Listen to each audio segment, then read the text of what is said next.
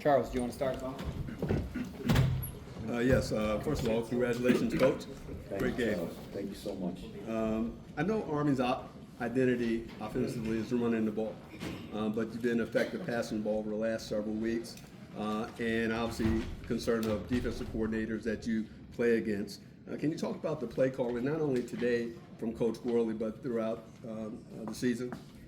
I think Cody's doing a great job with the offense, not just calling the plays, but preparing those guys during the week and building a game plan. Often this offense draws some different looks from defenses than we've seen on film, and they came out in a four-man front, one linebacker, and then later as the game went along, we saw double eagle, which center both guards covered with two linebackers in the box, and then they were an eight-man front with four down and two linebackers and a single high safety, and just a lot of different things. And it's challenging when they're changing fronts just to get everybody on the same page. And he does a really good job of building a plan where our quarterback can get us in the right play. We're not so complicated that our guys can't adjust to what they're seeing, and so he's doing a nice job. Bryson's throwing the ball well. He's been smart and not taking crazy risks trying to throw the ball into double coverage or things like that. But he put the ball in the money a couple times. Did a really nice job of that today, and it was good to see. We're never going to be a passing juggernaut, but it should support our ability to be able to throw the ball. Should support our efforts to run the football, and that's really what it's designed in our system to do. We're not throwing it just because it would be fun. We're throwing it for a purpose, and so we were able to hit a couple today. Great. And on the defensive side of the ball, a lot of pressure. I felt the quarterback was under a lot of duress. Was that a combination of the coverage and the pass rush, or just the coverage? I think it's always a combination of both. When our defense has time to get to the quarterback and he's holding the ball, it's because the guys he's trying to get to are covered. And the guys did a good job of beating some blocks late. There weren't a whole lot of times where we just lined up and whizzed by a guy and he didn't have any time at all. Times where our guys were just putting forth the effort and kept trying, and it's a credit to the guys in the secondary and the linebackers that were in the areas that we needed to discourage the throw. And so a couple times we lost contained. That's probably the area on our pass rush that I always get most concerned about is allowing the guy to get outside of the pocket, and he was able to scramble for some yards and get some throws away, get the ball away without getting sacked. So there's things we'll need to do better, but I thought our guys played really hard today. Great. And my follow-up and final question, probably a unique situation for any college coach. You're at the 6-16 mark in the third quarter, and you were able to bring in your second string quarterback, if you will. Talk a little bit about that and how that felt. It's valuable for us to be able to play other guys, particularly at that position. It's easy to slip a receiver or a defensive lineman or another position player in there, but the quarterback is different. And so to be able to get Dwayne in there and get him some quality reps with some other guys, I thought it was great. And he does a good job. Dwayne's a good quarterback, and he's a good leader. Our guys really like him, and we do too. He's a competitor. He's really smart. So I'm glad we're able to get him in there for some significant time. Right. Thanks, Coach. Thank you. Ken? Coach, when you look at a game like this, you had big offensive performance, but it was another good performance by your defense. You had a couple of interceptions, 5 tackles for loss. You had a goal line stand that you held, stopped a couple of fourth down plays. How do you feel like the defense is playing, and is it improving? They are. They played just really gritty defense today. Obviously, the opening drive to get a stop on fourth down gave us a short field, and we scored on the next play. It was a great way to start the game, obviously. And then the goal line stand, as you mentioned, that was very typical of our defense at times this year, it's the bend don't break. We gave some plays up. They drove the ball down the field. They got the ball into the low red zone on the goal line, and we were able to come away with a stop and keep points off the board altogether. That was huge. The sacks, the tackles for loss, those are big plays for the defense. Anytime we can get the offense off schedule, that's a big play for the defense. The interceptions were certainly, it's great to get turnovers and drives that way. We did a nice job of keeping the ball in front of us for the most part. There are a couple of times, their opening drive, they had that RPO, tight ends run right down the middle of the field, and he dropped it. It could have been a big play against us. Late in the game, they had a post route. We didn't have a middle safety back there.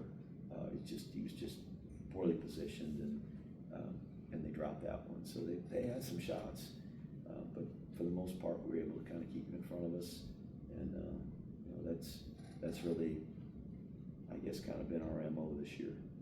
Coach, on offense, 3 touchdowns by Bryson Daly in the first quarter. All 3 running plays. The offense is moving along today at 413 yards, rushing offense. You say you want to rush the ball. You're rushing. Is there another level you can take the running game in the season? I hope so. There are still times where I feel like we could sustain blocks better. The ones that are very apparent are the ones on the perimeter, and we're either using a guy to go out there and block a secondary player, or crack an outside linebacker or a nickel player inside of us, bringing the tackle out on the perimeter to block one of those secondary players or an outside linebacker, and we let some of those slide off of us late. I'd like to do a better job of sustaining those. There's some times inside where it's hard to be perfect, but just getting a little bit more out of our inside run game at times. The times we popped out of there had some great runs. At times, they got guys on scholarship too. They slid off the blocks, and it's fundamentals and pad level and things that perhaps we can do better at. So we'll see. Just maybe a thought about a game like this. As you said, you got a chance to put in some players who on the second and third team, some new names on defense that we don't see very often. How valuable is it? How do you feel about the depth that you've been able to cultivate, attract to your program? There are some positions where I feel like we are very deep in terms of being able to put guys in and really not feel the strain of a drop-off. We play a lot of defensive linemen. I think the veteran inside linebackers we have are a good group. Our offensive line, certainly, those guys, we got plenty of guys that have played football. Not all of them are starters, and so it's nice to be able to have guys like that to back up. So there's some positions where we feel pretty good, and others where we're trying to build depth. We got to get guys experience and get them in the game. I think the fourth quarter is probably excuse me, an example of that. It just got a little sloppy. And we had a drive stopping penalty on the field goal drive. It was a holding call, and we had a 1st and goal. And you look up there, it's 1st and goal at the 18. So,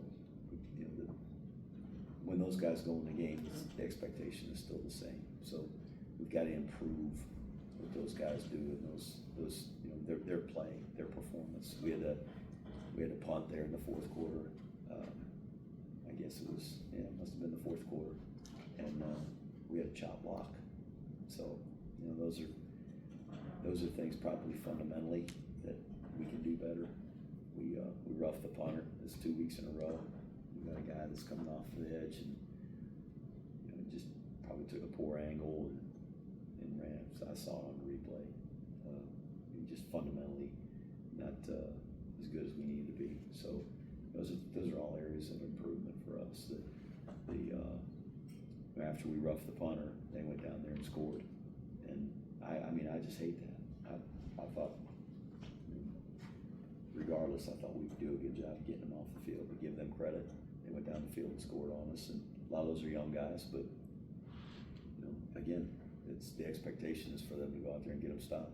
And we did that a week ago. It was early in the game, but we went out there and got them stopped. So anyway, we'll try to improve on those things. We're going to need to. The team we're playing next week's the best team we played all year.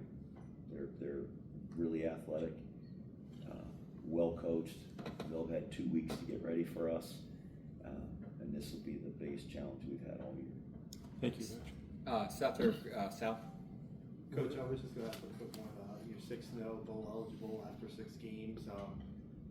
Seems like you still feel there's more out there for the team. Obviously, you guys played well, but have you played your best yet? Do you think there's more out there? I hope there's more out there. We're making enough errors, and there are enough things that I see that need improvement. That if we don't fix those, that we're not going to be able to continue to win. So I'm proud of our guys and happy for them that they get to play in the postseason. I was a GA for Larry Marmee, who was the coach at Arizona State in 1991, and I remember him saying to the team, as we were striving to get to enough wins to go to a bowl game. He said one of the great experiences in college football is playing in a bowl game, and it's certainly something to strive for, and so I mean that it's a measure of success, but we're only halfway through the season, and there's a lot of season left to play, and the second half of the season is going to be even more challenging than the first half, starting with East Carolina. So we need to make improvements. I hope there's more out there for us to achieve. I mean, there's things out there for us to achieve. Whether we will or not is going to be dependent on the job that we do as coaches to prepare our team and how well they perform, and that's the bottom line. So I'm happy that our guys are going to get that experience, get to have that experience, but it's 2 months away.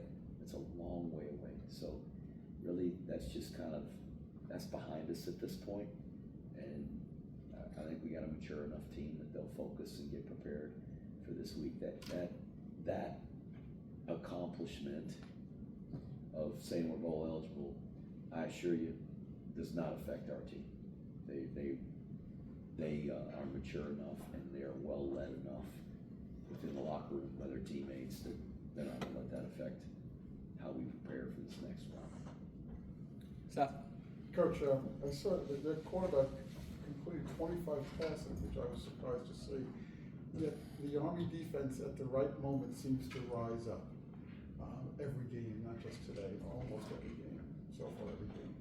Why do you think that is? Why do they seem to be at that crucial time making those great plays? So our guys play really hard.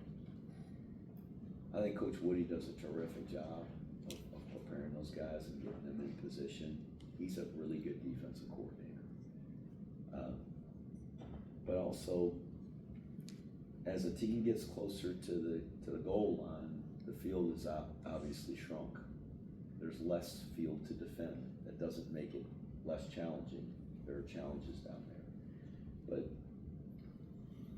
I don't know. I mean, just our guys have played pretty well down there in the red zone, and as teams have gotten closer, they've come up with some plays. I think they feel a sense of urgency when the ball gets down there to try to stop the other team, and they're fighting like crazy to do it. I don't know. Even the fourth down plays, when they go in for it on fourth down, they stop them. Yeah. Again, I think it's just the effort that's there. Guys trying to play physical, play hard, play tough, and we got a couple stops we needed to.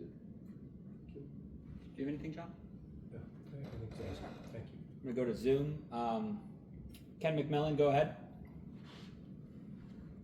Hey, Jeff. Congratulations on the win. Thank you, Ken. Jeff, can you talk about the chunk yardage this year? You in the first half alone, you guys had 17 plays of 5 or more yards and only 8 under that. These are amazing numbers. Well, I'm not a big stats guy, Ken, so you'd know better as how those compare with other teams. I really don't know. Frankly, we're trying to gain 3 yards and keep the sticks moving. So if we can get it to 4th and 1 after three-yard plays, I'm as happy as can be. And you know, we've hit some big plays in the run game and the pass game. That's great. Some of them got us first downs and some of them got us touchdowns. But we're built to try to sustain drives and turn the sticks and run the clock. And but I think it's just it's just the fact that our guys are doing a pretty good job of blocking up those run plays, and it's creating some seams, and we're able to hit some plays that are more than 3 yards. Jeff, I know that kitten that kind of runs around a lot out there, but you guys had a lot to do with that today. Can you just talk about the defensive pressure you applied, and do you think that Coach Woody is dialing up a little more pressure of late because the kids are gaining more experience and confidence? Oh, most of the pressure we got were 4-man pressures. It wasn't blitzes and those kinds of things where we were bringing secondary players and extra linebackers. Most of it was just our guys beating blocks, and that's a credit to those players and how hard they're playing, and the fundamentals that go into that, and the coaches preparing those guys. A couple times we lost contain, we got outside, and that gives me the most angst when a quarterback gets flushed and he's outside the pocket and we haven't kept leverage on him. And there were a couple other times today that I think we would have had a chance to get him down for a sack or make him throw the ball away at least, and not have a shot to hit a receiver down the field or hit somebody late. And so that's an area where we got to improve. But they're playing hard, they're trying hard. And we try to give those guys enough opportunities to do that in practice that they're prepared for it. And like I said today, it was just guys beating blocks and winning some one-on-one battles. Jeff, I know you've been saying every week to us that there's still a lot to improve. I'm just curious, how close are you to where you want to be? And the second part is, what's your greatest concern heading into the second half? We're miles away from where I want us to be. Miles away. So that's being frank.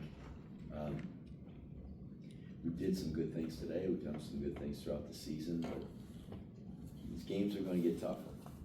And not that it's not tough to win. It's hard to win a college football game.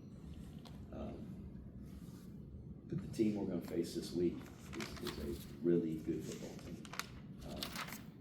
So if we're going to have a chance to beat them, we're going to have to do all the things that we do even better. And the areas where we're falling short, we've got to get those corrected and get those fixed. We can't miss tackles. We can't let people slide off of blocks. We can't miss opportunities in the passing game and the kicking game. We can't rough the punter. We can't have drive-stopping penalties. There's just a lot to improve. And so